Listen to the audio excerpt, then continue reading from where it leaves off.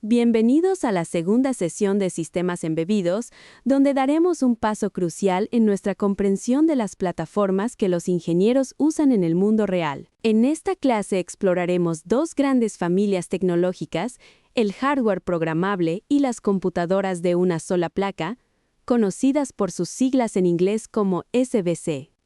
Al finalizar la sesión, serás capaz de distinguir con precisión entre ambas familias y de justificar cuál es la más adecuada para un proyecto específico. En la clase anterior, construimos la definición formal de sistema embebido como la unión inseparable de la computación, el hardware especializado y el entorno físico que el sistema debe atender. También hicimos un primer recorrido por los componentes del kit FreeNode ESP32S3, que será nuestra plataforma de trabajo a lo largo de todo el cuatrimestre. Ahora quiero que dejes abierta en tu mente una pregunta detonadora.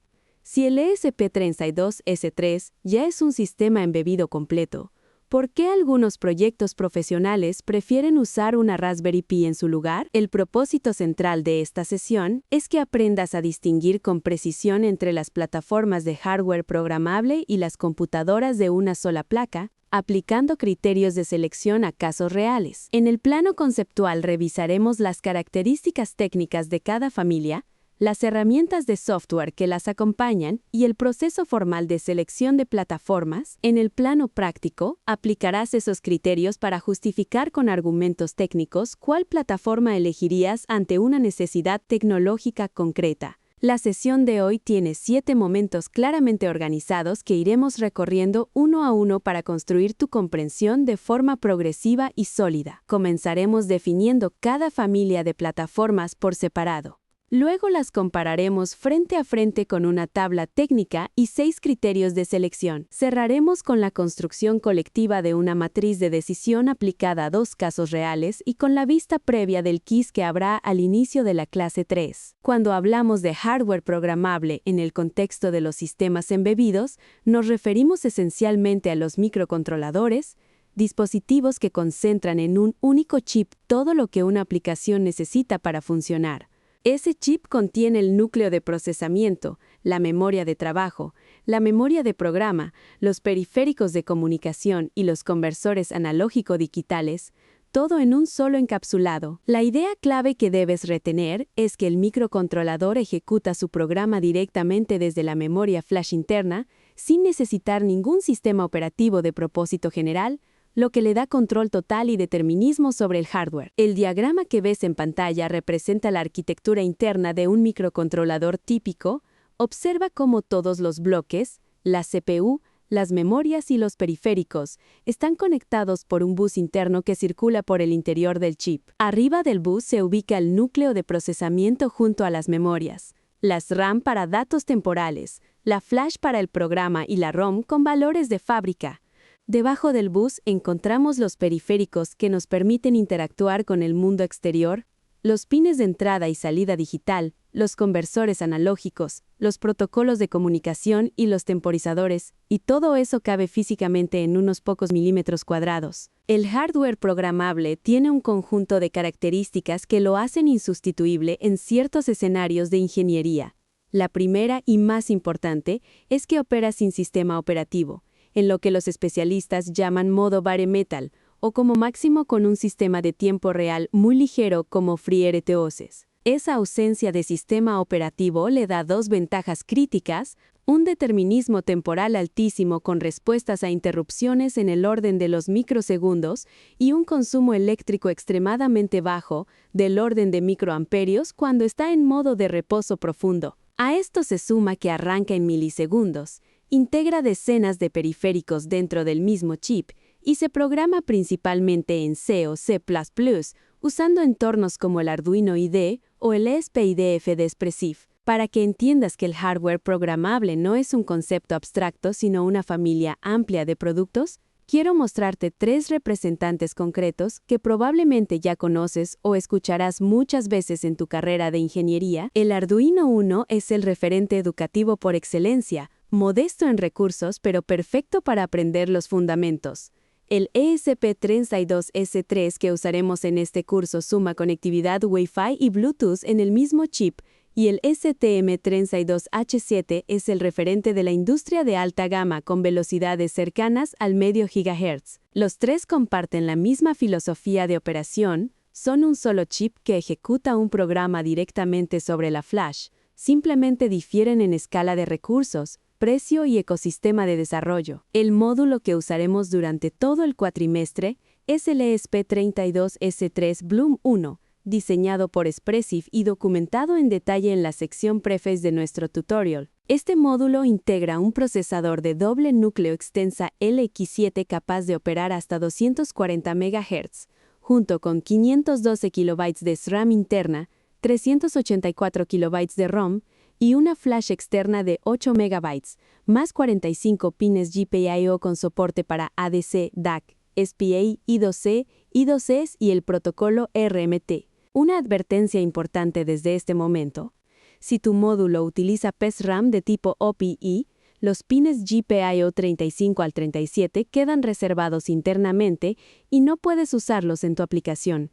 Y en MicroPython, los GPIO 19 y 20 quedan dedicados al USB y tampoco están disponibles para uso general. El código que aparece en pantalla es el ejemplo más sencillo posible para un microcontrolador. Hacer parpadear un LED, y aunque parece trivial, encierra toda la filosofía del hardware programable. Observa que el programa completo se reduce a dos funciones: Setup, que se ejecuta una sola vez al arrancar y configura el pin como salida, y Loop, que se repite indefinidamente encendiendo y apagando el pin cada medio segundo. Lo más revelador de este ejemplo no es el código en sí, sino lo que no hay detrás de él. No existe un sistema operativo, no hay procesos compitiendo, no hay un kernel gestionando recursos. El binario que se graba en la flash es la aplicación completa y el microcontrolador la ejecuta desde el primer ciclo de reloj. Una single board computer, o computadora de una sola placa, es exactamente lo que su nombre indica: una computadora completa, funcionalmente equivalente a un PC de escritorio, pero integrada en una sola tarjeta de circuito impreso del tamaño de una tarjeta de crédito. A diferencia del microcontrolador, la SBC trae CPU, GPU, gigabytes de RAM externa, almacenamiento en microSD o eMMC, y toda la conectividad que esperarías de un PC moderno: HDMI, USB, Ethernet, Wi-Fi y Bluetooth. La idea clave que debes recordar es que una SBC es primero una computadora y solo en segundo lugar un componente que puede interactuar con hardware externo a través de sus pines GPIO. El diagrama de la SBC muestra algo fundamentalmente diferente al del microcontrolador. Aquí el chip principal, llamado SO, se agrupa la CPU, la GPU y el módulo de radio, pero la RAM y el almacenamiento viven fuera de ese chip, en componentes separados soldados en la misma placa. Esa separación física entre el procesador y la memoria es una diferencia estructural muy importante. Significa que los datos viajan por un bus de sistema entre chips distintos, lo que introduce latencias que en un microcontrolador simplemente no existen. La placa también expone conectores de video, puertos USB, Ethernet y una cabecera de pines GPIO. Pero a diferencia del microcontrolador, esos pines están gestionados por el sistema operativo Linux y no por el programa directamente. La SBC ejecuta un sistema operativo completo, casi siempre una distribución Linux, lo que le permite correr múltiples procesos de forma simultánea, gestionar una red de área local, servir una interfaz gráfica y ejecutar aplicaciones de alto nivel como Python, Node.js o contenedores Docker. Sin embargo, esa potencia tiene un costo que el ingeniero debe conocer muy bien. La multitarea preemptiva introduce variabilidad en el tiempo de respuesta de los pines GPIO, lo que se conoce como jitter, y ese jitter puede arruinar protocolos de comunicación que requieren tiempos muy precisos. A esto se suma un consumo eléctrico del orden de cientos de miliamperios en operación normal, un tiempo de arranque de entre 20 y 40 segundos, y un costo significativamente mayor al de un microcontrolador con capacidades equivalentes. La Raspberry Pi 4 es el referente más conocido en el ecosistema educativo y de prototipado profesional.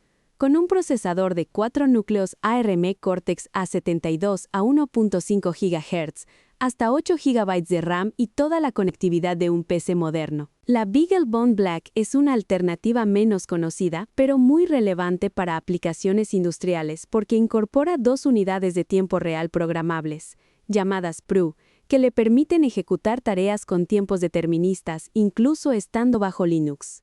Los dos son SBC y comparten la misma filosofía, una computadora completa en formato reducido, pero difieren en el balance que ofrecen entre ecosistema educativo y capacidades de tiempo real determinista. El código que aparece en pantalla hace exactamente lo mismo que el ejemplo anterior del microcontrolador, parpadear un LED, pero esta vez se ejecuta sobre una Raspberry Pi usando Python y la biblioteca RP-PinCloud. La diferencia más importante no está en las líneas de código, sino en lo que ocurre por debajo.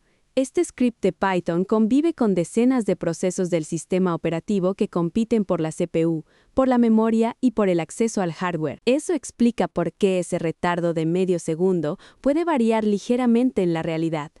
El kernel de Linux puede interrumpir el proceso en cualquier momento para atender otro. Y esa variabilidad es precisamente el jitter que mencionamos, que puede ser tolerable en muchas aplicaciones, pero inaceptable en algunas. La diapositiva que ves resume visualmente las diferencias fundamentales entre el hardware programable y la SBC, colocando cada familia en una columna para que puedas comparar los aspectos clave de un solo vistazo. El hardware programable integra casi todo en un solo chip, opera sin sistema operativo o con uno muy ligero. Tiene determinismo temporal alto y consume entre microamperios y miliamperios, con un costo que suele estar entre $3 y $20 por módulo. La SBC separa CPU, GPU y memoria en componentes distintos. Requiere Linux para funcionar, introduce jitter por el planificador del sistema operativo, consume cientos de miliamperios y puede costar entre $35 y $90. Y a cambio ofrece salida de vídeo HDMI, soporte nativo para Python y conexión Ethernet directa. Esta tabla concentra en un solo lugar los valores técnicos más importantes de nuestras dos plataformas de referencia, el ESP32S3 como representante del hardware programable y la Raspberry Pi 4 como representante de las SBC. Observa las diferencias en memoria. El ESP32S3 tiene 512 KB de RAM integrada en el chip, mientras la Raspberry Pi 4 tiene entre 2 y 8 GB de RAM externa, una diferencia de factor 4000 que explica por qué no puedes correr OpenCV en un microcontrolador. Igual de revelador es el consumo en reposo. El ESP32S3 puede bajar a 10 microamperios en Deep Sleep, mientras la Raspberry Pi simplemente no tiene ese modo, y su consumo activo mínimo es de 600 miliamperios, 60 veces más que el ESP32S3 en operación normal. Esta diapositiva traduce toda la teoría que hemos visto en reglas prácticas de decisión. Y la primera regla es la más importante. Si el dispositivo va a vivir de una batería, el hardware programable es tu punto de partida casi sin discusión. Elige también hardware programable cuando el costo unitario sea crítico, cuando necesites responder a eventos en microsegundos, cuando los sensores analógicos sean el corazón del sistema, o cuando el dispositivo vaya a producirse en miles de unidades. Por otro lado, elige una SBC cuando necesites procesar video, audio o modelos de inteligencia artificial, cuando la interfaz gráfica sea parte del producto, cuando el sistema deba correr software de terceros como bases de datos u OpenCV. Y recuerda que en sistemas profesionales complejos muchas veces se combinan ambas plataformas, una SBC para la inteligencia y un microcontrolador para el sensado y la actuación. Para sistematizar el proceso de selección de plataformas, el programa de la asignatura establece 6 criterios que debes evaluar siempre que enfrentes esta decisión en un proyecto real. El diagrama muestra los 6 criterios agrupados alrededor de la necesidad tecnológica del proyecto, que es exactamente el orden correcto de razonamiento. Primero entiendes qué necesita el proyecto y después pesas cada criterio en función de esa necesidad. Los 6 criterios son la potencia de cómputo, el consumo eléctrico, los periféricos disponibles, el sistema operativo y las herramientas de desarrollo, el costo total del producto y la comunidad que respalda la plataforma. Ninguno de ellos actúa solo. La decisión emerge de su ponderación conjunta. El primer criterio que debes evaluar es la potencia de cómputo, entendida como la combinación de la frecuencia de reloj del procesador, el número de núcleos disponibles y la cantidad de memoria de trabajo a la que tiene acceso la aplicación. En los microcontroladores trabajamos con decenas o cientos de megahertz y con kilobytes de RAM. En las SBC hablamos de gigahertz, múltiples núcleos y gigabytes de memoria. Una brecha que es enorme cuando la aplicación lo requiere, pero completamente innecesaria cuando no. La pregunta guía para este criterio es muy concreta. ¿La aplicación realmente necesita procesar grandes volúmenes de datos o ejecutar algoritmos complejos, o cabe perfectamente dentro de unos cuantos ciclos de reloj y unos pocos kilobits de memoria? El consumo eléctrico es el criterio que más diferencia a las dos familias de plataformas, y en dispositivos alimentados por batería puede ser literalmente el criterio que hace o rompe el diseño. El ESP32S3 puede reducir su consumo a decenas de microamperios cuando entra en modo de reposo profundo y se despierta solo cuando hay un evento que atender. Ese patrón de trabajo intermitente le permite operar durante días o semanas con una sola carga. Si haces el cálculo para un dispositivo que pasa la mayor parte del tiempo durmiendo y se despierta solo 5 segundos por minuto para tomar una lectura y enviarla por Bluetooth, el consumo promedio puede ser de unos pocos miliamperios, lo que significa 5 días de autonomía con una batería de 1000 mAh. Mientras que una Raspberry Pi a 700 miliamperios continuos apenas llegaría a día y medio. El tercer criterio son los periféricos integrados en la plataforma, y aquí hay una trampa en la que muchos estudiantes caen al evaluar las SBC por primera vez. Un microcontrolador como el ESP32S3 incluye dentro del mismo chip conversores analógico-digitales de 12 bits, moduladores de ancho de pulso, protocolos PRIME22 y SPI iOS UART, y un módulo RMT para protocolos de tiempo preciso como el del LED WS212, todo disponible directamente sin necesidad de hardware externo. Las SBC parecen ofrecer más conectividad y en USB, Ethernet e ATI-DME sí lo hacen, pero generalmente no tienen conversor analógico-digital propio, y la variabilidad temporal de sus pines impide protocolos que requieren tiempos precisos en el orden de los microsegundos, lo que las hace inadecuadas para ciertos tipos de sensado y actuación directa. El cuarto criterio es el sistema operativo y el ecosistema de herramientas de desarrollo que cada plataforma ofrece, y esta elección tiene implicaciones profundas para la productividad y el costo del equipo de ingeniería. Para microcontroladores, el entorno de desarrollo típico es el Arduino IDE, el ESP-IDF de Espressif, Platformio o STM32Cube, herramientas que generan un binario que se graba directamente en la flash del chip sin intermediarios. Para SBC, el entorno es una distribución Linux completa con gestores de paquetes, servicios del sistema y soporte para contenedores, lo que abre la puerta a bibliotecas de alto nivel como scikit-learn o TensorFlow Lite, pero también impone una curva de aprendizaje diferente y un proceso de despliegue mucho más complejo. El quinto criterio es el costo, y quiero que te quedes con una distinción muy importante que muchos ingenieros novatos ignoran. El costo del módulo no es el costo del producto. Cuando calculas el costo real de un dispositivo debes considerar el BOM completo, es decir, la lista de todos los materiales, la PCB, la fuente de alimentación, el regulador de voltaje, la antena, los conectores, el gabinete y cualquier certificación de conformidad que el producto requiera para salir al mercado. A escala de producción la diferencia se magnifica enormemente. Si logras ahorrar $10 por unidad eligiendo un microcontrolador en lugar de una SBC, en una producción de 1000 unidades eso representa $10,000 de ahorro.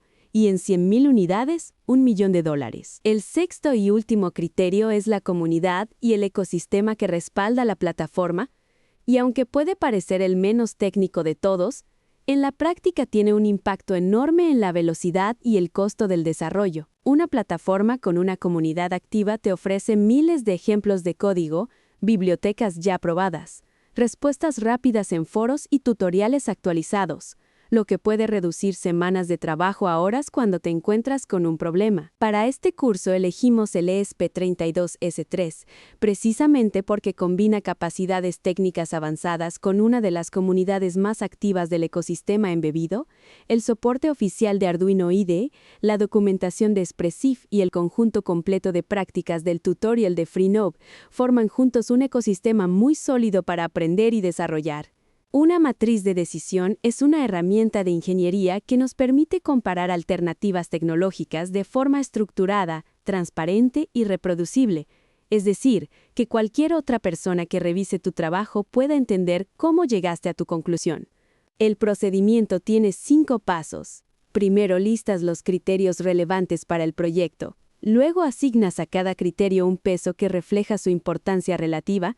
Después calificas cada alternativa en cada criterio en una escala del 1 al 5, calculas la puntuación ponderada de cada opción, y la alternativa con mayor puntuación total es la recomendada. Lo más valioso de esta herramienta no es el número final, sino el proceso de razonamiento que te obliga a recorrer, porque te fuerza a explicitar tus prioridades, a cuantificarlas y a documentarlas, lo que convierte una decisión subjetiva en un argumento técnico defendible. En la pantalla aparece la plantilla que usaremos durante esta clase para los 2 casos prácticos.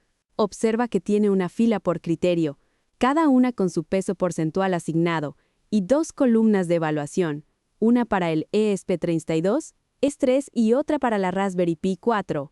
Cada celda vacía de calificación deberá llenarse con un número del 1 al 5, según que también satisface esa plataforma ese criterio en el contexto del caso que estemos analizando. Al final de la tabla sumamos las puntuaciones ponderadas de cada plataforma y obtenemos un total. Llenaremos esta tabla 2 veces hoy, una por cada caso hipotético, y cada vez la ponderación de los criterios cambiará para reflejar las prioridades específicas de ese escenario. El primer caso que analizamos es una pulsera de monitoreo cardíaco, un dispositivo portátil que mide pulso y saturación de oxígeno usando el sensor MAX 3010.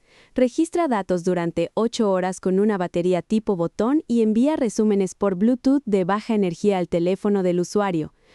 Observa cómo en este caso el criterio de consumo eléctrico tiene un peso del 30%, el más alto de todos, porque el dispositivo vive de una batería pequeña y la autonomía de 8 horas no es negociable. Y en ese criterio, el ESP32S3 obtiene la puntuación máxima, mientras la Raspberry Pi obtiene la mínima. El resultado de la matriz es contundente. El ESP32S3 obtiene una puntuación total de 4.70 frente a 2.80 de la Raspberry Pi 4, y la razón principal es que el consumo y el costo dominan la decisión, 2 criterios en los que el microcontrolador es muy superior para este tipo de aplicación portátil. El segundo caso es completamente diferente. Una estación fija conectada por Ethernet que detecta si las personas llevan cubrebocas usando OpenCV, muestra los resultados en una pantalla HMI y guarda los registros en una base de datos local. Aquí el criterio que tiene mayor peso es la potencia de cómputo, 30%, porque ejecutar un modelo de visión por computadora requiere una CPU multicore con gigabytes de RAM y un sistema operativo que soporte Python y OpenCV. Nada de eso es viable en un microcontrolador. La matriz da la victoria a la Raspberry Pi 4 con 4.70 frente a 2.45 del ESP32S3 y la lección es clara. No porque la Raspberry Pi sea mejor en términos absolutos, sino porque el conjunto de necesidades de este caso específico solo puede cubrirse con una plataforma que corra Linux completo con bibliotecas de visión artificial disponibles. Antes de pasar a la práctica en equipo, quiero que internalices la conclusión más importante de los 2 casos que acabamos de analizar. No existe una plataforma mejor en términos absolutos. Existe una mejor para esta necesidad en este momento y en este contexto. El ejercicio de la matriz de decisión tiene un valor adicional que no es obvio a primera vista. Si cambias los pesos de los criterios, puede cambiar el ganador. Y eso es exactamente el punto, porque te obliga a justificar por qué cada criterio tiene el peso que tiene. En proyectos profesionales reales, esta matriz se convierte en parte de la documentación de diseño del producto. Es decir, que cuando tu jefe o tu cliente te pregunte por qué elegiste una plataforma y no otra, ¿tendrás un argumento técnico estructurado para responder? Ahora es su turno. En equipos resolverán los dos casos que aparecen en pantalla. Terminada la clase de hoy, cada uno elaborará sus apuntes de forma individual y quiero ser muy preciso sobre qué debe contener ese documento para que cumpla su función como evidencia de aprendizaje. El contenido mínimo incluye las definiciones diferenciadas de hardware programable y SBC con al menos 3 ejemplos representativos de cada categoría, la tabla técnica comparativa con los 6 criterios que revisamos hoy, y la matriz de decisión completa para los 2 casos hipotéticos trabajados en clase. Para cada caso hipotético debes incluir un texto escrito de al menos medio párrafo que justifique por qué ganó la plataforma que ganó. Y al final del documento debes incluir la bibliografía con el datasheet del ESP32S3 del Bloom 1 y el de la Raspberry Pi 4 que usaste como fuentes. Al inicio de la clase 3 revisaré tus apuntes usando la rúbrica que aparece en pantalla.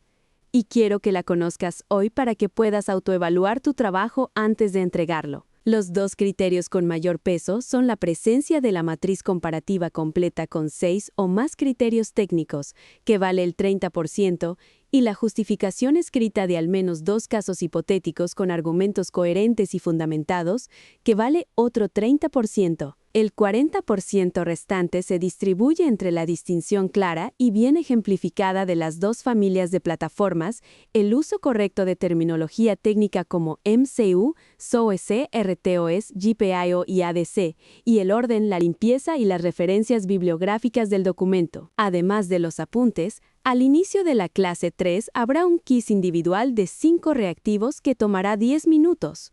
Y te lo presento ahora para que no te sorprenda y puedas prepararte bien. Los primeros 2 reactivos ponen a prueba tu comprensión conceptual.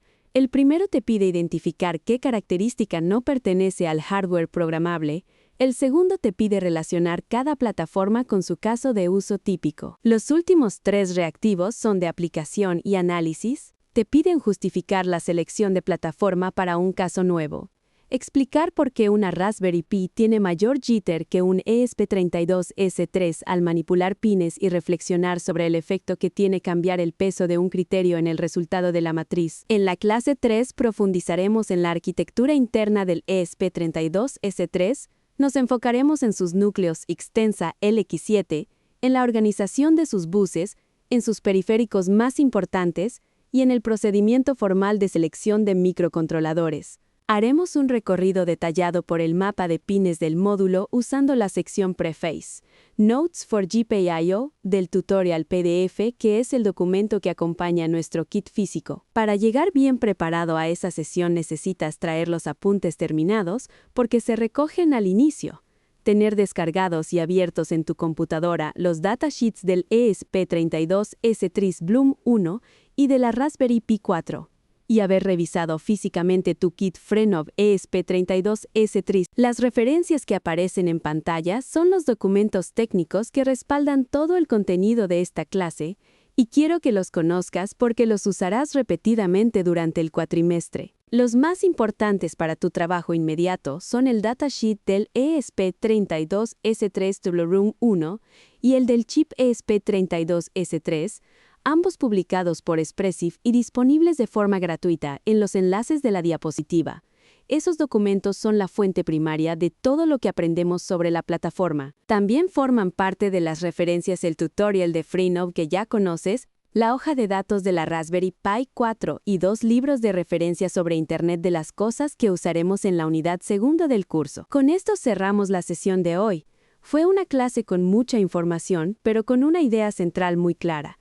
La elección de plataforma es una decisión de ingeniería que se justifica con criterios técnicos ponderados, no con preferencias personales. Recuerden que los apuntes deben estar terminados antes de la clase 3, incluyan la tabla comparativa, las 2 matrices de decisión completas y la justificación escrita de cada caso. Si tienen preguntas sobre el contenido de hoy o sobre cómo elaborar los apuntes, este es el momento de hacerlas.